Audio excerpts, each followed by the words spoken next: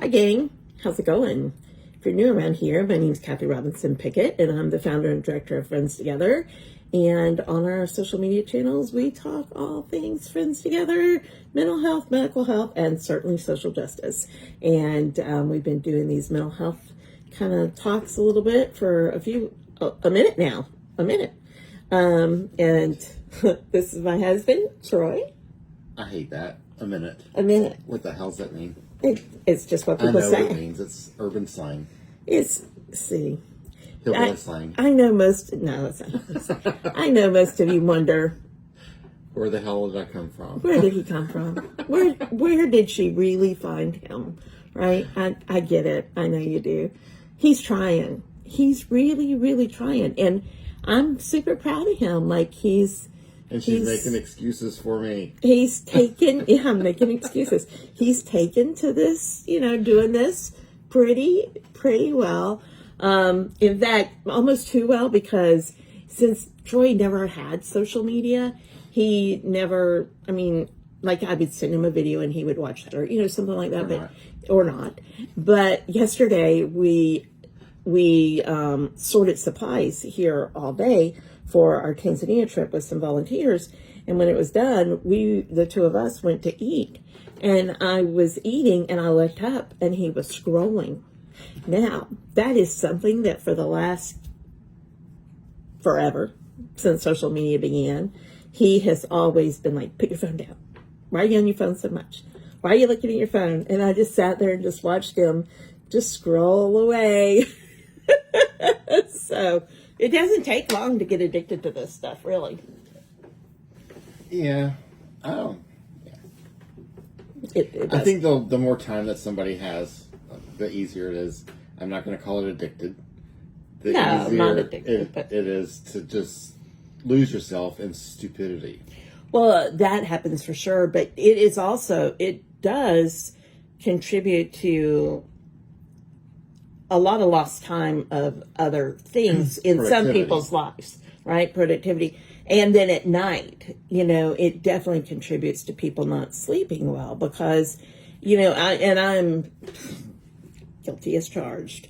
I have to make myself, I have rules around my phone because my phone has to sleep close to my bed because my parents are across the street and they're prone to falling a lot in the recent couple of years.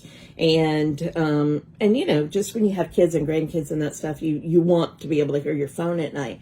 But I, for a long, long time, slept with the phone like in the bed with me, and I would wake up at 2 a.m. and I would scroll, and then because I went to the bathroom, and then I'd be like, oh, I got notifications, and then all of a sudden it's 4 and I've been scrolling, for 2 hours or answering email or, doing whatever. And so now I have my bed fixed where the plug for my phone is not on my bed at least. And the phone is not where I just reach for it at, beside me so much at night.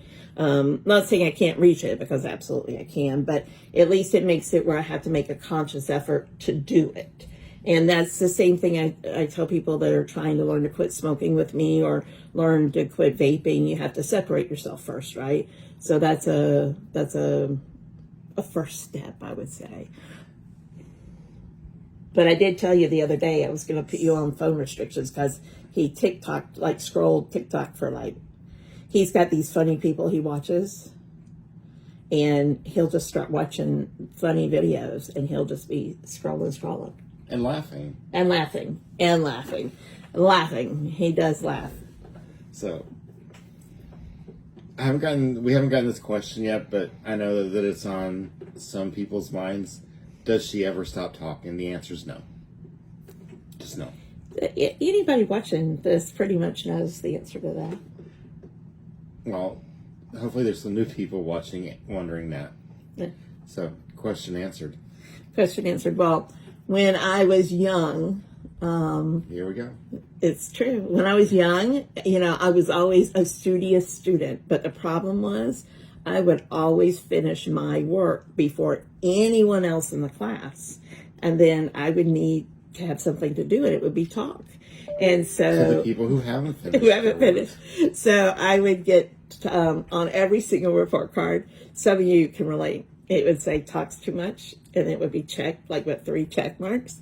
And then my 3rd grade teacher found the solution to that. So she just, as soon as I finished my paper, she would give me assignments to go beat the erasers outside or do whatever to keep me distracted from other people so they could do their... Distracted. I think we're a little off. I don't think we're off. We're not off. So I want to say, people, social media is part of most people's lives, and people have different reasons, different reasons for spending time, as much time as they do on social media, especially the entertaining ones. So, not to say that it's not harmful, because it can be. It can be addictive, especially when it interferes with other parts of your life. But for people that are looking for an outlet to reduce anxiety, if you're looking for something mindless, which is what I do all the time, if you can shut your brain off and not get into it, it is an anxiety reliever. As long as it's so funny though, because what comes to his TikTok, because he hasn't had, again, social media, he's and the ones that I spend time watching, I think affects the algorithm. So it brings me more of them. So he's got all this funny stuff, whereas I get a lot of serious stuff in my TikTok, and people dying of cancer, and all those other things, real life things. My TikTok is full of real life things, and his TikTok is full of dad jokes. I get dad jokes. I get fat chicks eating. I get and he has. What's the lady you really like? I'm not going to say her name. Oh, but people may want to follow her. Okay. I love Peggy, Green Acres Meadows. She does these cooking things, these simple little dishes, and she tells jokes, and I can't watch a video of hers without just dying laughing. She's an older woman, very, very flat. A little on the flat side, like me. Yeah, and he loves her. Like he can't. I'll hear him just cackling. So that part's a good thing. What are you watching? I said Peggy. So that part's a good thing. So that kind of, today we're just going to do some questions and stuff that people have asked, and one of the questions was, how do you take care of your everyday mental health if you're bombarded with, real life stuff? And for you, that's really become one of those things. Well, and a simple answer for anyone is whatever it takes for you to be able to shut your brain off and just not focus on what's got you in, what could take you down a dark road, whether it be daily, just the daily stress, any significant negative experiences, just bad days, But it's hard to do that when you're experiencing loss or grief or trauma or the loss of a job or, all those kinds of things that go along with real life. But you can find at least an hour a day. No, it doesn't even take an hour, I mean, it's different for different people, but if you just give yourself 5 minutes, you're going to find, if you're on TikTok, you're going to lose that 5 minutes and another 45, but you just have to give yourself the time. Yeah. Well, I meant not just like social media stuff, just for anything, whatever it is that's going to take care, whether it's cooking a nice meal or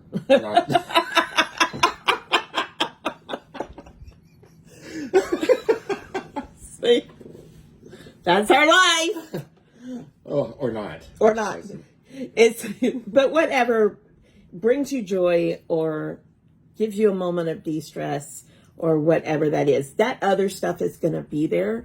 And I actually did get a question the other day. It wasn't from one of these. It was from a different video. But somebody asked me, how do I, meaning me, do I go to sleep at night when I have all kinds of stuff, that I'm dealing with all the time? And I told them, and I tell people in my classes this all the time, a trick I learned years and years ago, decades ago now, is anything that's on my mind when it's time to go to bed. Like maybe it's mundane stuff, like it's something I got to do at the store tomorrow, or paperwork, something I need to enter in the computer or whatever. I write it down on a piece of paper and I put it beside my bed. And then my brain knows it's there. I'm not going to forget it, right? Because what causes things to run around in our brain is worrying we're going to forget something, worrying something's going to fall through the cracks. And a very old mental health professional taught me that trick years and years ago. And he was so right, because it works. And so sometimes it's just the simplest things you can do that can help your brain decompress. And it really needs to be simple things, because you don't want to try to decompress your brain on something that's going to just sidetrack you. Or that takes a lot of effort. Yeah. Because the idea It is needs to be mindless. the idea is to decompress your brain, right? That's the whole idea behind it all. So before I ask you some questions, you got anything this week? Yeah. So so what can you do for someone that's just having a bad day? You know, and I mean, a good example of this is a couple days ago. Our daughter came to visit from Naples, an hour away. She went across the street to visit her grandparents, and I took her to lunch. And then as she was going home, her car broke down, overheated, out in the middle of nowhere. So she called me and she says, "My car overheated," and she has anxiety issues big time. But she wasn't like in one of her states that she can get in. And I says, "Just turn it off." I says, "I'll bring some water and some antifreeze and see if we can get it going." So she isn't good with directions either. No. My God. Kathy had to show her how to like send me her location. It was nowhere. But near. he didn't know how to do location I don't either. either. That's why I had to tell both of But them. I was driving and tried to figure it out, and I said, "No, I'm just not going to do this. Traffic's too bad." But you know, I get there and she's fine. I mean, I was really surprised at how fine she was, and you know, I looked into the car and I checked it out and I started it and I put some antifreeze in it, and so. You know, this is where some people, if you're not a parent or a tow truck driver, the rest of the way home was still not a very rural area. And it was about 25 miles from where she broke down. And how many people, if it wasn't their parent, would have followed her home? Right. You know, as a matter of fact, Kathy texted me, "Where are you?" And that's his cat. You know, Lindsay came up to visit, and she broke down, and I'm taking her coolant. And when we were on the way home, back following her home, I just text Kathy, says, "I'm going to follow her home," and Kathy says, "Well, is there something else wrong?" There wasn't anything else wrong. I wanted to make sure that she got home, because a second breakdown would have thrown her way over. So anything that you can do, just think like what the person might be going through, and whatever you can do to help relieve it. And she was, you know, She wasn't I was so shocked when I talked to her on the phone. When I called her to find her location, which of course she didn't know how to do, but I couldn't believe how calm she was, because she can. Any of you that know us know Lindsay's had some very, very serious health problems in the last 4 or 5 years, and her anxiety can be high because of that. And I was really proud of her. I mean, she did great. So I wanted to make sure that she got home great. Yeah, yeah. And she's going to come tomorrow, and you're going to. Yeah. So might as well share that whole piece from yesterday. Yeah. So you know, when we got her home, she had told me that she needed an oil change anyway. It's like, it's kind of beyond that, but she said, "I'm going to take it to the place that I go to tomorrow and get him to check it out. So she calls me in the afternoon, and she says, I'm at this place, and she says, they say that my car needs $2,000 worth of work. And so it's a 2013 Chevy Spark with over 200,000 miles on it. You know, and she says, I really can't afford that, and I can't afford it to look for a new car. What do you think? I said, well, what did they say is wrong? And I says, you know what, just ask them to put it in writing, give you a written estimate, and then send it to me, and tell them that you'll get back to her. She sent it to me, and I about flipped out. So when I saw it, I called her. I says, is this the place that you usually take your car? And she says, yes. I said, don't ever take it there again. I says, you know, they're telling you stuff that had nothing to do with why she was in there, including 2 tires at $300 a piece for a Chevy Spark. The tires are this big. Flushing the radiator for like outrageous amount. A stupid little sensor. What else? Belts. $2,000. So I looked at it and I says, you know what? You just need to come up here this weekend. I says, I can flush your radiator. I can, you know, change.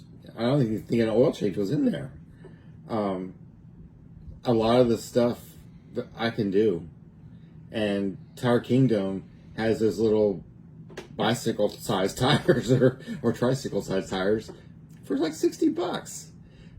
So I looked, and the tires they were wanting to put on there were like Bridgestone, good for 70,000 miles. That car isn't going to last 70,000 miles. And she only drives about 15 miles a week, right, at most. And yeah, $300. I mean, tires. I don't think I spent $300 a tire on the SUV when I put tires on it. Right. If she was just getting ripped off. But that goes back to something Troy and I were talking about before we started this, and I know time's getting long, but I do want to say this. So it's what people can take advantage of, right? Exactly. So a young girl comes in, and Lindsay, although she's 32, she looks younger than what she is. And, you know, they see a thing. But I was telling Troy, you know, people's perception when they see people.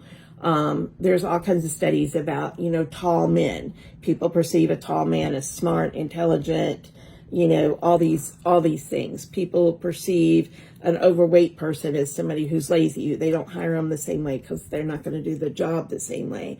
You know, and it's all those perceptions. But when places like that, you know, we're not naming the place, obviously, but the idea that they just think they can take advantage of somebody young. And so, you know, those are things that cause enormous amount of stress, would have put her in a complete tailspin if actually 4 months ago, because 4 months ago, Troy wouldn't have been around to answer the phone, and he wouldn't have had off to help her with the car. So guess what? Mom would have paid that $2,000 because I wouldn't have known any better, probably. So, you know, sometimes it just, being present for someone is the biggest thing that you can do for them. Yeah. Right. Yeah. And by all means, support your local businesses. But this is a place that she's taken her car. She's lived in Naples for years. 5 years now, yeah. And I asked her, and that is where she's taken the car. So there's no telling how many times she's been ripped off on that car over the years. Right. And it's a national chain that she should be able to trust, you know. But again, that's a chain that we've used in the past too, and it's hit or miss with the stores. Right. Because they're franchised. Right. So, but you're going to get her all fixed up. You're going to get her all fixed up tomorrow. So, resting my back today so I can be Mechanic Joe tomorrow. We are both dying. Let me just tell you. The sorting and packing yesterday, I woke up this morning and I was like, I can't move. So he comes in and he's got a salon pause for him and a salon pause for me. And that's what it means getting old. Yeah, it does. That's what it means. That's where we are. So, got a dad joke for me before we go? Yeah. I do. My screen's off. Okay, so what do you call a pig that knows karate? Oh Lord, what? A pork chop. Oh, this is my life now, guys. This is my life. And anyway, you cooking anything good today? No. No? Oh, well, yeah, I gotta make your cabbage soup. He made a big ham yesterday. But I thought he was making potato salad today, but I must be wrong. No. So now I'm sad. Not really, because I'm not supposed to eat it. So actually, it's much better if you don't make it. Yeah. Coleslaw, I can So I eat. made tacos yesterday with fresh pico and all that stuff, and I made a fruit cocktail salad. Well, we had a company that was helping her do her stuff, so. With some kind of funky marshmallows in it. Oh my god! Yeah. So when I was cleaning the pantry the other day, I found that we had like 3 cans of fruit cocktail and a lot of expired stuff that just disappeared out of the trunk of my car this morning. That's his in various dad. places, because my dad just buys the same stuff over and over. And some of the stuff expired back in 2018, And which was some of probably the the last stuff- time I cleaned the pantry. Well, and you discover this is something else for you guys. Troy opened his trunk because, this is a clandestine kind of thing. And he opens his trunk for me to look in, and there's cups of macaroni and cheese, which I eat those when I have lows, when my sugars are lows, or when I'm in hotel rooms a lot. I'm like, they're giving you those that are expired. And he looked at the date, he showed me the date, and he's like, Dad bought this expired. And if you Or just shop before. or just before, so if you shop in stores, be looking at those dates, because he clearly, that had not been sitting in the pantry. I'm not going to say where he bought it, but he shops. He does a Small lot of walking through dollar stores. Small stores. Dollar stores? Well, not Dollar Tree, but No, Dollar Dollar- General, Family Dollar, yeah, all those kind of places. So we don't anyway- know for sure where it came from. Yeah, we do. But so this recipe, I looked for recipes for fruit cocktail, and I knew the ambrosia thing that my mom used to make had something like that in it, but had mandarin oranges and all that other stuff that I didn't have. So I looked for specifically fruit cocktail salad, and it had that. So only a few ingredients: a couple of cans of fruit cocktail, The marshmallows. Cool Whip, and then pastel mini marshmallows. I never knew they existed, but they're fruit flavored. They're excellent. And then I put some coconut in it, and my dad came up while making it, and he says, "You need some cream cheese for that?" I said, "No, it doesn't call for it. It'd be better with cream cheese." So I had one in the refrigerator. I said, "Okay." So Laura was enjoying that until you said that out loud, because she What? doesn't eat cheese at all of any flavor or kind. Oops, sorry. But she was eating it and she enjoyed it. And then There was so little in it. then I heard him tell her the recipe, and I'm like, oh, she's not. But I didn't know it had cream cheese in it. If I had, I would have told her in advance, because I know she doesn't. If the word cheese is attached to it, she doesn't eat it. So I would have told her for sure. It wouldn't have been like when Dan and I were still married. Dan didn't eat mayonnaise. He claimed to be allergic to mayonnaise. He wasn't allergic to mayonnaise. He just hated mayonnaise. But I found a recipe for a pound cake that included mayonnaise in it. And I would make that pound cake all the time, and he would eat it all the time. And he never knew it had mayonnaise in it. And it would just kind of be inside of me that, you're not allergic to mayonnaise. Look, you're eating that. When you figure what's in mayonnaise is eggs and oil, I know. and he eats fried eggs. but that was just, when you're powerless in a relationship and you can find something little to hang on to, because y'all know I don't cook, but I was cooking that cake, and that man was eating that cake all the time. And that just gave me still gives me some little sense of satisfaction there. Anyway, I guess we better go.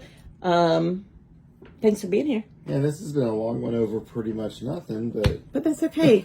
We told you guys we wanted you to get a chance to know us, and that's what we're doing here. So take good care, guys. Be the boss of your brain.